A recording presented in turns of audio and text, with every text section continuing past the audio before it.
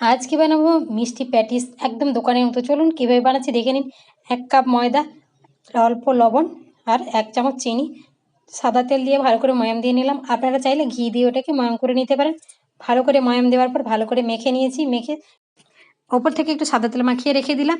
এদিকে 2 চামচ কর্নফ্লাওয়ার, 2 চামচ ঘি দিয়ে একটা ক্রিম তৈরি করে নিয়েছি। এবার আমি কড়াইতে পুরটা তৈরি করে নিচ্ছি। 1 চামচ ঘি দিলাম। এখানে 4 টেবিল চামচ সুজি নিয়েছি। সুজিটাকে ভালো করে ভেজে নিয়েছি। চীনাবাদাম আর কাজু বাদামকে গুঁড়ো করে নিয়েছি। আর দিলাম পাউডার মিল্ক 1 টেবিল চামচ। দিলাম সরযুক্ত দুধ। দুধ দিয়ে গ্যাসটাকে বন্ধ করে এভাবে ঝুরঝুরে পুর তৈরি করে নিলাম। এখানে আমি সব রুটিগুলোকে বেলে নিয়েছি। একটা রুটির উপর ক্রিম লাগিয়ে নিয়েছি। আবারও একটা রুটি তার উপর দিয়ে ক্রিমটা লাগিয়ে নিয়েছি। এভাবে করে আমি 7টা রুটি পরপর লাগিয়ে ক্রিমটা লাগিয়ে নিয়েছি। এভাবে মুড়ে দিলাম। প্রত্যেকটা ভাঁজেও কিন্তু আমি সেই ক্রিমটাকে লাগিয়ে এভাবে লম্বা করে বেলে নেওয়ার পর ছোটো ছোটো পিস করে নিয়েছি। পিসটাকে একটু পাতলা করে নিলাম। 4 সাইডে জলটা লাগিয়ে নিয়েছি। মাঝখানে পুর ভরে দিলাম। এভাবে চেপে তৈরি করে নিলাম। দেখুন এইভাবে সবগুলো তৈরি করে গরম গরম ভেজে তুলে নিলাম। রেডি।